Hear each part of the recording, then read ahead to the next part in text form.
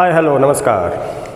तो आज हम लेंगे temperature dependency of rate of reaction and Arrhenius equation. Okay, कि वेग पर तापमान का क्या प्रभाव पड़ता है, अभिक्रिया के वेग पर तापमान का प्रभाव और आर्हेनियस समीकरण के बारे में हम डिस्कस करेंगे आज। तो देखिए, पिछले वीडियो में हमने ऑर्डर ऑफ जो फर्स्ट ऑर्डर रिएक्शन थी गैसियस फेज में, उसके लिए इंटीग्रेटेड रेट इक्वेशन को स्टडी किया था और कुछ क्रेजी पॉइंट्स हमने रिलेटेड टू हमारे जो हाफ लाइफ था उससे रिलेटेड कुछ क्रेजी पॉइंट्स डिस्कस किए थे वहाँ पे। तो अब देखिए, जो factor affecting rate of reaction होता है उनमें एक फैक्टर हमारा था जो इनिशियली हमने डिस्कस किया था, टेम्परेचर। तो आज उसी को हम डिटेल में डिस्कस करने जा रहे हैं कि किस तरह से तापमान जो है अभिक्रिया के वेग और वेग नियतांक को प्रभावित करता है। तो किसी भी रिएक्शन के रेट पर या वेग पर तापमान का जो प्रभाव है वो हम दो हेडिंग के अंदर यहाँ पे डिस्कस करेंगे। एक तो होता है टेम्परेचर कोफिशिएंट और दूसरा है हमारा आर्हेनियस इक्वेशन। जनरली क्या देखा गया है कि मोस्ट ऑफ दी जो रिएक्शंस होती हैं, स्पेशली जो फर्स्ट ऑर्डर रिएक्शन होती हैं, एंडोथर्मिक रिएक्शंस होती हैं, उनका जो रेट होता है वो टेम्परेचर बढ़ाने पे बढ़ जाता है, क्योंकि टेम्परेचर बढ़ाने पे मॉलिक्यूल्स की काइनेटिक एनर्जी बढ़ती है, उनकी कोलिजन्स बढ़ती हैं और फिर इस वजह से रेट ऑफ रिएक्शन भी क्या होता है भाई, बढ़ जाता है। अगर हम एग्जाम्प्लीफाई करें इस चीज़ को तो हमारा जो डिकम्पोजिशन था नाइट्रोजन पेंटाऑक्साइड N2O5 का, अगर हम डिकम्पोजिशन करें और 50% रिएक्शन कंप्लीट करें, यानी हाफ लाइफ तक की बात अगर हम करें, तो 0 डिग्री सेल्सियस पे इसका जो 50% कंप्लीशन होता है रिएक्शन का, उसमें 10 डेज लगते हैं, 10 दिन लगते हैं। ओके, उस टेम्परेचर को अगर हमने 0 डिग्री से 25 डिग्री सेल्सियस कर दिया है तो फिर उसमें सिर्फ 5 घंटे लगते हैं, यानी उसका अर्धायुकाल 10 दिन से 5 घंटे पर आ गया है अगर आपने 25 डिग्री सेल्सियस टेम्परेचर कर दिया है। तो उसी टेम्परेचर को अगर हम 50 डिग्री सेल्सियस कर देते हैं तो उसका 50% कंप्लीशन जो है वो 12 मिनट हो जाता है। तो इसका मतलब जैसे जैसे टेम्परेचर हमने बढ़ाया, रेट ऑफ रिएक्शन क्या हुआ, इंक्रीज हुआ है। और मोस्ट ऑफ दी जो हमारी रिएक्शंस हैं, ज़्यादातर रिएक्शंस का जब टेम्परेचर का प्रभाव देखा गया तो यह पाया गया कि अगर हम किसी अभिक्रिया की जो रिएक्शन मिक्सचर होता है, अभिक्रिया मिश्रण होता है, उसका तापमान अगर 10 डिग्री सेल्सियस बढ़ाते हैं, 10 डिग्री सेल्सियस बढ़ाते हैं, तो उस अभिक्रिया का जो वेग है वो 2 से 3 गुना बढ़ जाता है। कितना बढ़ जाता है अभी? 2 से 3 गुना बढ़ जाता है। तो वो जो 2 से 3 गुना बढ़ता है, एक ये फिक्स्ड रेशियो हो गया है। तो जो टेम्परेचर जिस पे जो एक अभिक्रिया का रेट था, जो वेग था, उसमें 10 डिग्री सेल्सियस हमने वृद्धि की, वो और जो T डिग्री सेल्सियस यानी एक पर्टिकुलर टेम्परेचर था, मान लीजिए पहले था आपका 20 डिग्री था और फिर क्या किया हमने, 30 डिग्री किया। तो इस 30 डिग्री और 20 डिग्री की जो वेग नियतांक अथवा वेग का जो अनुपात है वो क्या कहलाता है, टेम्परेचर कोफिशिएंट कहलाता है। क्या कहलाता है अभी? टेम्परेचर कोफिशिएंट, यानी तापमान गुणांक कहलाता है। बात समझ में आई? यानी टेम्परेचर कोफिशिएंट या तापमान गुणांक क्या है कि किसी अभिक्रिया के T+10 डिग्री सेल्सियस पर रेट अथवा रेट कांस्टेंट और T डिग्री सेल्सियस पर जो रेट अथवा रेट कांस्टेंट का अनुपात है वो क्या कहलाता है, टेम्परेचर कोफिशिएंट कहलाता है। और उसका मान कितना होता है? 2 से 3 होता है। क्या होता है उसका मान? 2 से 3। ठीक है जी। तो ये 2 से 3 जो वैल्यू कांस्टेंट आ रही है, इसी को टेम्परेचर कोफिशिएंट कहा जाता है। ये 2 से 3 है क्या एक्चुअली? वेग या वेग नियतांक, जो कि T डिग्री अथवा 10 डिग्री सेल्सियस पे यानी 30 डिग्री सेल्सियस पे मान लीजिए एक वेग नियतांक है और एक 20 डिग्री सेल्सियस पे एक वेग नियतांक है। तो इन दोनों का जो अनुपात आएगा वो कितना आता है भाई? 2 से 3 आता है। 2 से 3, इसका मतलब वेग क्या है, बढ़ जाता है। जब हम टेम्परेचर 10 डिग्री सेल्सियस बढ़ाते हैं तो 2 से 3 गुना वेग बढ़ जाता है। इसी को क्या कहा जाता है? टेम्परेचर कोफिशिएंट कहा जाता है। ठीक है जी। तो ये हमारा था टेम्परेचर कोफिशिएंट या ताप गुणांक जिसको बोलते हैं।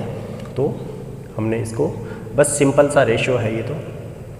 अब दूसरा जो टेम्परेचर का इफेक्ट देखते हैं हम रेट ऑफ रिएक्शन पे, वो है हमारी आर्हेनियस इक्वेशन। कौन सी इक्वेशन है अभी? आर्हेनियस समीकरण है। और आर्हेनियस समीकरण है क्या, कहाँ से आई, कैसे आई, इस बात पे आपको ज़्यादा जानने की ज़रूरत नहीं है। आर्हेनियस समीकरण जो है वो तापमान का प्रभाव दर्शाती है रेट कांस्टेंट पे अथवा रेट पे। अल्टीमेटली रेट कांस्टेंट किसको एक्सप्रेस करेगा? कंसिक्वेंटली रेट को ही करता है भाई। तो इसलिए जो इक्वेशन है क्या है, rate constant k is equal to a exponential power e minus E upon R T. जहाँ पे k हमारा रेट कांस्टेंट है, वेग नियतांक है, a क्या है, प्री एक्सपोनेंशियल फैक्टर बोलते हैं इसको, यानी एक्सपोनेंशियल से जो पहले आता है वो वाला फैक्टर a है ना, कांस्टेंट है ये, फैक्टर है ये। और इसको कभी कभी फ्रीक्वेंसी फैक्टर भी बोला जाता है। कौन सा फैक्टर? Frequency factor. और ये E A हमारा क्या है? एक्टिवेशन एनर्जी है। R क्या है? Gas constant, universal gas constant है। और T क्या है? जो टेम्परेचर है। और इसी का इफेक्ट हम यहाँ से देख सकते हैं कि इसके ऊपर क्या पड़ेगा। तो इस समीकरण का हम क्या ले लेते हैं भाई? लॉग ले लेते हैं। तो log natural k will be equal to log natural a, और एक्सपोनेंशियल का जब लॉग लेते हैं तो वो सामने आ जाता है किसके? जो भी यहाँ पे प्री एक्सपोनेंशियल फैक्टर था, ये प्लस में है तो यहाँ पे प्लस आ जाएगा, ये माइनस में है तो यहाँ पे माइनस आ जाएगा। बस इतना सा आपको पता होना चाहिए। तो हमारी इक्वेशन बन जाती है ln k is equal to ln a minus E upon R T. ठीक है जी। अब इसका हम अगर log बेस 10 में कन्वर्ट करेंगे तो क्या हो जाएगा फिर? 2.303 log k is equal to 2.303 log a minus क्या हो जाएगा? ई अपॉन आर टी हो जाएगा भाई। अब देखो क्या करें हम, सारी समीकरण को 2.303 से भाग दे दें तो ये उड़ जाएगा, यहाँ से ये उड़ जाएगा, यहाँ से ये उड़ जाएगा, और इसके नीचे क्या आ जाएगा? 2.303 आ जाएगा भाई। तो इसको मैं यहाँ पे गायब कर दूँ, इसको भी गायब कर दूँ, कर दिया देखो। और यहाँ पे क्या लगा दिया मैंने? गुणा में 2.303। कोई दिक्कत नहीं है। ठीक है जी। तो ये हमारी इक्वेशन बन गई है। अब इन दोनों इक्वेशन से अगर हम ग्राफिकल स्टडी करें, ओके, यानी ग्राफ खींचें किसके बीच में? ln k log natural k और 1/t किसके बीच में? 1/t, क्योंकि ये तो क्या है? y is equal to m x plus c. तो y is equal to m x plus c, ये वाला है c, है ना, ये हमारा एम एक्स है। तो एम एक्स का मतलब m वहाँ पे कांस्टेंट था, यानी e अपॉन आर तो कांस्टेंट है, और 1/t क्या है? वेरिएबल है, एक्स एक्सिस पे लेंगे वो हम। तो ग्राफ हमने खींचा ln k और 1/t के बीच में। तो देखिए जैसे जैसे 1/t बढ़ रहा है, इसका मतलब t कम हो रहा है, तभी तो 1/t बढ़ेगा। जैसे जैसे टेम्परेचर कम हो रहा है, इसकी वैल्यू क्या हो रही है?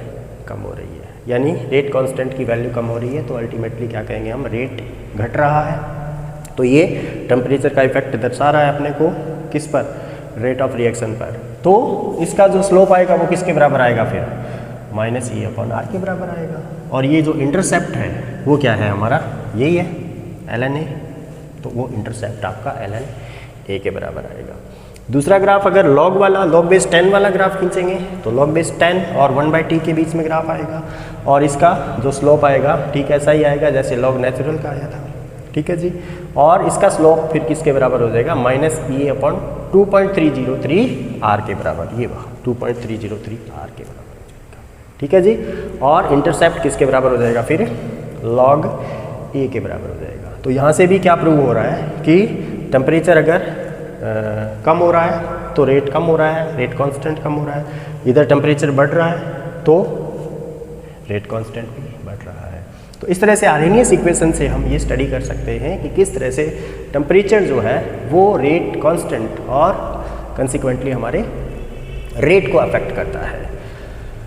अब अगर दो भिन्न भिन्न तापमान पर हम देखें कि हमारा, अगर हमें मान लीजिए एक तापमान पर रेट कांस्टेंट पता है और दूसरे पे हमें ज्ञात करना है, तो हम क्या करेंगे? तो भिन्न भिन्न तापमान पर मान लीजिए लॉग नेचुरल K1 है तापमान T1 पर, लॉग नेचुरल K2 है तापमान T2 पर। तो हमारे पास दो इक्वेशन बन जाएंगे भाई, हाँ या ना? बन जाएंगे। तो क्योंकि log K2 हमने मान लिया कि T2 ज़्यादा है, T1 कम है, तो उस कंडीशन में क्या करेंगे हम, समीकरण 2 में से एक को घटा देंगे। तो हमारे पास क्या आ जाएगा, log natural K2 minus log natural K1 बराबर log natural A minus EA upon RT2, ऐसा का ऐसा लिख दिया। अब देखो माइनस, ये minus ln A minus ln A हो गया, ये माइनस माइनस प्लस, ठीक है, तो प्लस EA अपॉन RT1 हो गया, ठीक है। तो ये ln A से ln तो कैंसिल हो गया भाई, बचा क्या, ln K2 बाई K1 हो जाएगा, क्योंकि ये ln A2 minus ln A1 बराबर ln A2 बटा A1, हाँ या ना, ठीक है। तो ये log नेचुरल K2 बटा K1, और बचेगा क्या, यहाँ पे EA अपॉन RT1 प्लस वाला पहले लिख दिया भाई, माइनस EA अपॉन RT2, कोई दिक्कत नहीं है। तो उसके बाद ये अपॉन R क्या ले लेंगे हम, कॉमन ले लिया भाई, बाहर निकाल लिया इसको, अंदर कौन बचा, 1 बटा T1 माइनस 1 बटा T2 बचा, कोई दिक्कत है, नहीं है, नहीं है ना, हाँ नहीं है। तो अब log नेचुरल को अगर हम log बेस 10 में कन्वर्ट करेंगे तो यहाँ पे 2.303 से क्या हो जाएगी, गुणा हो जाएगी भाई, और इधर तो कुछ है ही नहीं log वाला सिस्टम, तो इसको फिर इधर ले जाओ, तो उधर तो log K2 अपॉन K1 को ही बचाओ, तो क्या आ जाएगा हमारे पास, E अपॉन 2.303 R, इसको आप सॉल्व कर लोगे तो T2 minus T1 upon T1 T2, am I right? तो इस तरह से अगर हम दो भिन्न भिन्न तापमानों पर, हमारे पास एक तापमान पर अगर रेट कांस्टेंट पता है तो हम दूसरे की वैल्यू निकाल सकते हैं, क्या कर सकते हैं भाई, निकाल सकते हैं। अगर हमारे पास दोनों रेट कांस्टेंट की वैल्यू है, एक तापमान अपने को पता है, तो दूसरा तापमान भी हम इस इक्वेशन से निकाल सकते हैं। तो इस तरह से हम तापमान का इफेक्ट देख सकते हैं using Arrhenius equation. Arrhenius equation को यूज करते हुए कि किस तरह से तापमान जो है वो हमारे वेग को प्रभावित करता है, अल्टीमेटली वेग नियतांक को किस तरह से वो वेरी करता है, वो चीज़ हमने यहाँ पे देखी भाई, ठीक है जी।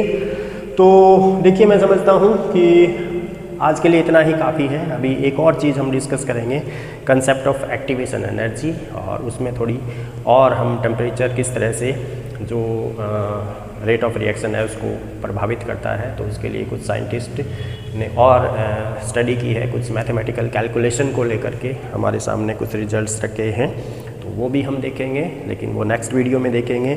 आज के लिए इतना ही, दो ही चीज़ें, टेम्परेचर कॉफिशिएंट और आर्हेनियस इक्वेशन हमने स्टडी की है। तो हंसते रहिए, मुस्कुराते रहिए, केमिस्ट्री पढ़ते रहिए, मस्त रहिए, डोंट वरी, चिंता ना करें कभी भी, मायूस ना हो कभी भी, ठीक है जी। खुश रह के पढ़ाई कीजिए, तो अपने आसपास सफाई रखिए और प्लास्टिक का यूज़ कम से कम कीजिए। Thank you very much for watching.